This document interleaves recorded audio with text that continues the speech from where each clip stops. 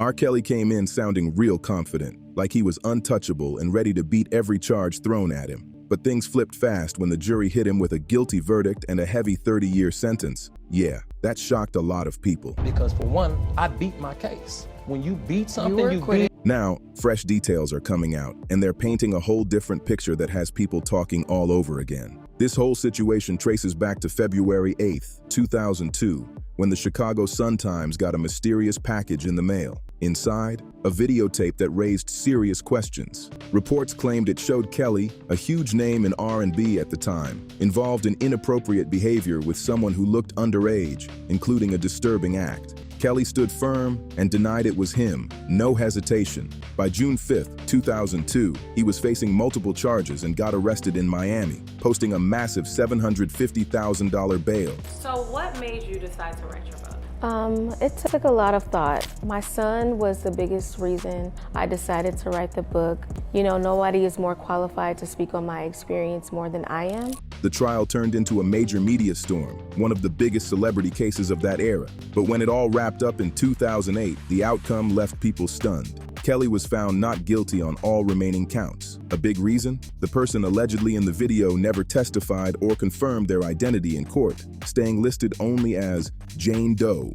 Without her stepping forward, the jury couldn't say for sure that the person in that footage was underage. That one missing piece changed everything. Kelly walked away free, and the case slipped into this strange, unresolved space. Argued over, picked apart, and quietly painful for the person at the center of it all. That person was Rashna Lanfair. She was just 14 years old when that tape was recorded. Growing up in Chicago, she came from a family tied to the music scene and had dreams of becoming a performer herself. One of her relatives, Sparkle, was an R&B singer who had worked closely with Kelly back in the 90s. Through those connections, Lanfair found herself around Kelly at a very young age, stepping into a world that seemed full of opportunity.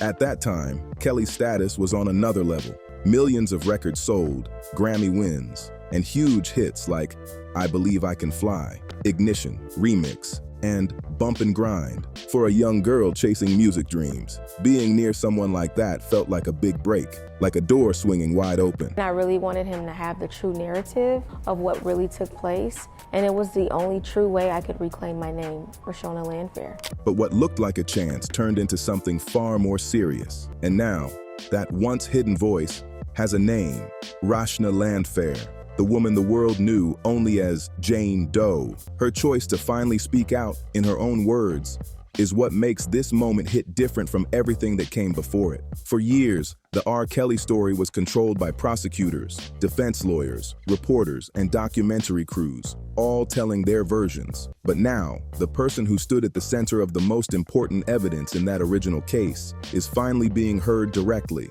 And that changes everything. What she's sharing doesn't just revisit what happened, it pulls back the curtain on the full picture. She explains why the 2008 trial ended the way it did, how the manipulation really worked behind the scenes, what her family understood at the time, and what they didn't. It also shows why her voice stayed silent for so long, even while the world kept debating her story. For years, there was one person who saw the truth up close, clearer than anyone else, but her perspective never fully reached the public. Now it finally is, and it's forcing people to look at the case in a completely new way. This is the story of Rashna Lanfair, who she was before all of this, how she got pulled into Kelly's world, and the real cost of what happened during her teenage years, from the beginning to how it all unfolded. To really understand what happened to Rashna Lanfair, you have to look at the world she was in at that time. I had to view the tape to identify myself and to be able to fully. It took a lot of prayer. It took a lot of forgiveness of myself, the people around me,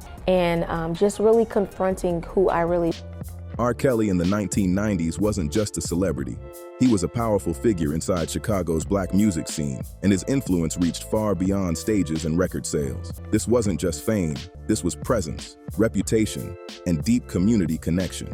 Born January 8, 1967, in Chicago's Hyde Park and raised in the Ida B. Wells housing projects, Kelly came from the same environment as many of the families who later crossed paths with him. That closeness mattered more than people realize. He wasn't some distant star on a screen. He showed up in real life, at church events, talent shows, and local studios, building trust face to face. As his career grew, so did his image. He worked with Aaliyah, produced Michael Jackson's You Are Not Alone, and created a style of R&B mixed with gospel that connected deeply with the community. His music played at gatherings, his name carried respect, and people looked up to him. So when a young girl in Chicago with big dreams met someone like R.Kelly, it didn't feel dangerous. It felt like opportunity, like destiny knocking. A church setting made it feel even safer, adding a layer of trust that made everything seem normal, even as deeper issues were quietly taking shape.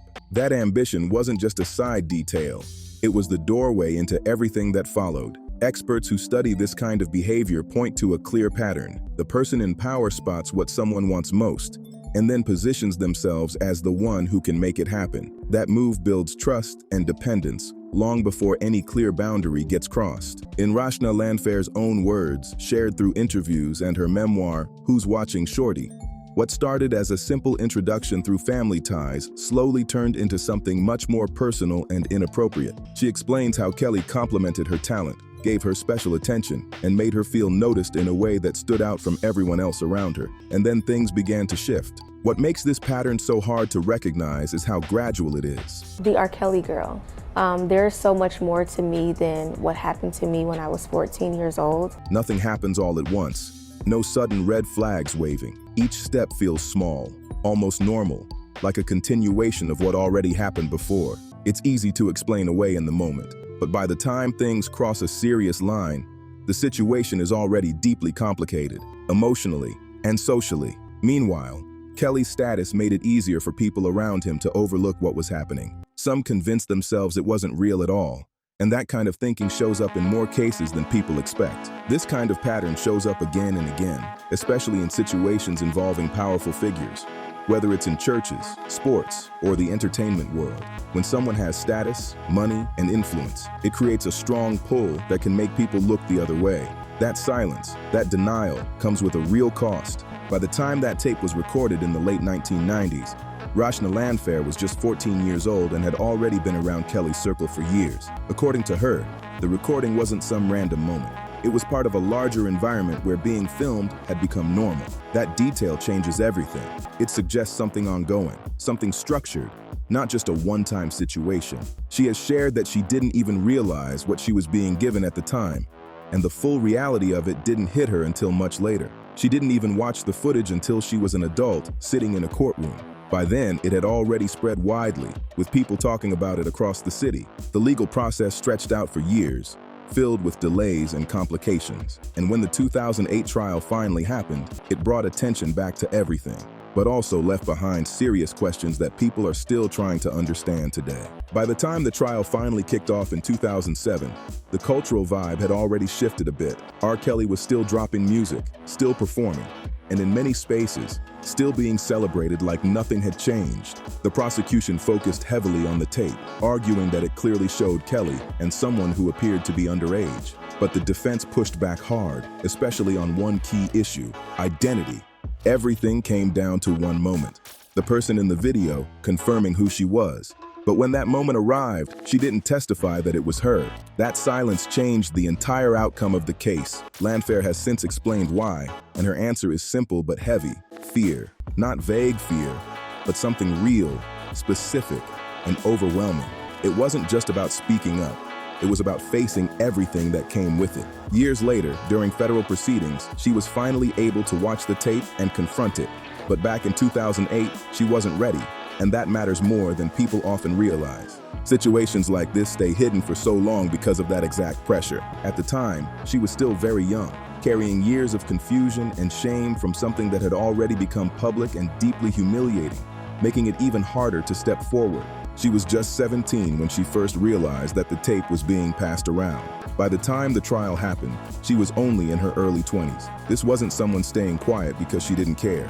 This was someone who had been pulled into a situation from a very young age, starting at 13, and raised in an environment where things like this were often kept private. On top of that, she was surrounded by people who either couldn't or wouldn't step in for her. Her family's ties to Kelly made everything even more complicated. Her father had played instruments for him, and her aunt, Sparkle, had a professional relationship with him in the music industry. That kind of connection blurred lines and made speaking out even harder. Lanfair has addressed this directly, especially when questions came up about claims that families were paid to stay silent. Those claims were widely talked about, but they also shifted how people looked at the situation. It wasn't just about money, it was about the confusion and pressure surrounding everything at the time. And that pressure didn't come out of nowhere. The 2008 acquittal didn't mean everything was resolved. It showed how the legal system works under pressure, and how a young woman, still dealing with everything, wasn't yet in a place where she could fully speak her truth in court. In 2008, Kelly walked out of that courtroom a free man, and for a while, everything went quiet. The headlines faded, the conversation slowed down, but that kind of silence never lasts forever. In situations like this, the truth has a way of resurfacing, even if it takes years longer than it should. By July 2017, things started to shift again when a BuzzFeed News investigation brought forward claims from parents who said Kelly was controlling young women in a harmful environment. Then in 2018, BBC Documentaries added more voices and more pressure, pushing the story back into the spotlight. But the real turning point came on January 3, 2019, when Lifetime released the 6-part series, Surviving R. Kelly, produced by Dreamhampton. That moment changed everything. It wasn't just one story, it was multiple women, speaking directly, describing patterns of control, isolation, and manipulation. Hearing those accounts side by side made it impossible to ignore. The series included voices like Jocelyn Savage, Kitty Jones, and families speaking out about what they witnessed. They described promises of success, strict control over daily life, and situations that became increasingly serious over time. For Lanfair, watching all of this hit deep. She recognized pieces of her own experience in those stories, and for the first time, she wasn't alone. It gave her clarity and a sense of connection she hadn't had before. That word still carries weight, and this story doesn't wrap up with a clean ending. Even with court verdicts and convictions, it doesn't just close the chapter or erase what happened. The impact of long-term harm and public exposure doesn't disappear. It can take years, even decades, to process. And sometimes the effects never fully go away. But the documentary didn't just shift public opinion, it pushed real legal action forward. In February 2019, Cook County prosecutors charged Kelly with multiple serious counts involving several individuals connected to incidents between 1998 and 2010. Then things escalated fast. On July 11, 2019, Kelly was arrested in Chicago on federal charges out of New York, including racketeering, trafficking, and other major offenses. He was denied bail more than once, seen as a serious flight risk. After years of delays, the system was finally moving with force. His federal trial began on August 18, 2021, in Brooklyn, in front of Judge Ann M. Donnelly. Prosecutors laid out a powerful argument, describing a system that operated over decades, using influence and access to pull young individuals into harmful situations. The racketeering angle became a key part of the case, shifting the focus from isolated claims to something much bigger and more organized than people had previously understood. That legal strategy changed everything. It allowed prosecutors to link incidents across different years and even across state lines, building one clear pattern instead of separate claims. Suddenly, each testimony wasn't standing alone. It became part of something bigger, pointing to a system rather than isolated situations. In total, 11 witnesses took the stand, including Johanna Pace and 2 male accusers who said they were brought into the situation as teenagers. Former staff members also backed up what was happening behind the scenes, describing strict rules, no eye contact, controlled routines, and constant availability. It painted a picture that was hard to ignore. On September 27, 2021, after less than a full day of deliberation, the jury found Kelly guilty on all 9 counts. Then, on June 29, 2022, he was sentenced to 30 years in prison.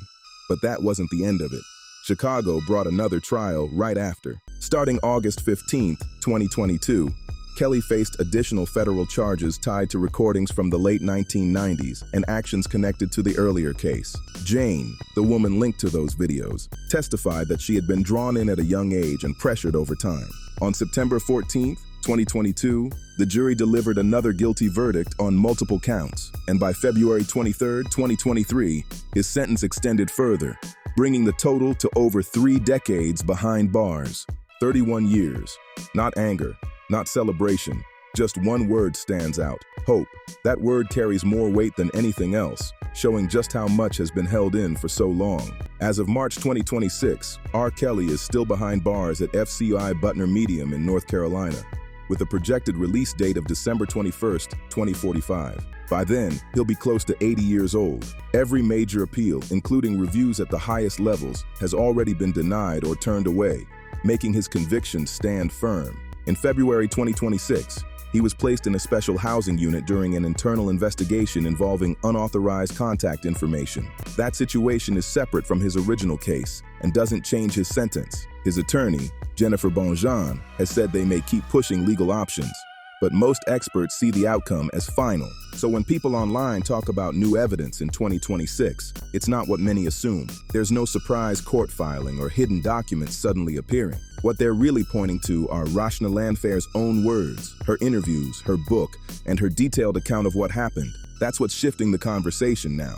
Not because it changes the legal outcome, but because it fills in the missing pieces and finally gives a full voice to a story that stayed incomplete for years. We Are Kelly Girl. That's what she was reduced to. No longer seen as a full person. Just a label tied to someone else's scandal. Not her name, not her life. Just a reference point in a story that took over everything. And that's what hits the hardest. She was supposed to be known as a daughter, a friend, a co-worker, normal roles, everyday life. But all of that got overshadowed when she became the center of a national conversation that never stopped to see who she really was. That label followed her everywhere. Step out of the shadows isn't just a phrase, it's exactly what her life has been. For years, she lived under a name given to her by strangers, based on something recorded when she was just a child. That wasn't her choice. But now, years later, she's choosing to step forward and take back her identity. The age gap tells its own story. Kelly was 32 while she was only 14. That's not a small detail. It's a major reality that often gets lost when people reduce everything to headlines. She later testified in federal court, doing what she couldn't do back in 2008. But even now, she still deals with serious pletvia, including threats from people who continue to defend him. That's the part many people leave out when they act like this story is over. The legal chapter might be closed, but the human impact is still unfolding. Rashna Lanfair is facing that reality head-on, not just by speaking out, but by turning her experience into something that can actually help others. Her book, Who's Watching Shorty, is out now, and it puts her story in her own words. Let's clear this up. R. Kelly has not been released, and there's no sign that he will be anytime soon. His sentence remains in place, with a projected release decades away. Courts at every level have reviewed the case, and the outcomes have stayed the same, reinforcing the finality of those decisions. So when people talk about new evidence, it's not some hidden legal twist. It's her voice. It's the testimony of someone who lived for over 20 years as Jane Doe and is now choosing to stand in her real name, Rashna Lanfair. And that shift matters because this story goes beyond one person's rise and fall. It highlights bigger issues around influence, power, and how long serious claims can go unaddressed when someone holds that kind of status. For years, fame and success created distance between allegations and accountability. And even as stories surfaced, that influence made it harder for the full truth to break through and be fully understood. For years, industry backing and complicated legal battles kept this story stuck in a gray area, with more questions than answers. But when new testimonies started surfacing, everything began to shift in a serious way. When people like Rashna Lanfair stepped forward and spoke publicly, it added depth to a story that had been hidden behind anonymity for so long. The mysterious Jane Doe at the center of that tape was no longer a question mark. She became a real person with a real voice. And by sharing what she says happened, she pushed the conversation back into the spotlight, forcing people to look at justice and accountability in a new way. At the same time, the case shows just how difficult it can be to hold powerful figures accountable. Back in 2008, the trial revealed how much cases can depend on witness testimony and how quickly things can fall apart when key voices aren't heard. That's why media investigations, documentaries, and survivor accounts became so important. They kept the story alive when the courts couldn't fully resolve it, bringing continued attention and pressure. Beyond the courtroom, this situation sparked a bigger cultural debate. It made fans and the industry question how fame impacts accountability and whether success should ever shield someone from serious accusations. In the end, the legacy of the R. Kelly case isn't just about court decisions or prison sentences. It's about the ripple effect it created across society. This story pushed people to speak out, to question what they see, and to take allegations more seriously, especially when power and influence are involved. It also sparked a shift in how past situations are viewed. Stories that once stayed buried are now being re-examined, and voices that were ignored are finally being heard. That kind of change doesn't happen overnight, but this case played a major role in pushing that conversation forward. Even now, the full impact is still unfolding. It shows that the truth doesn't always come out quickly, and justice isn't always simple or immediate. Sometimes it takes years, even decades, for the full picture to come together. And when it does, it can change everything. If you made it this far, make sure you hit that like button, subscribe to the channel, and share this video with someone who needs to hear this story. Drop your thoughts in the comments below. What do you think about everything that's come out? And don't forget to check out the next video on your screen for more stories like this.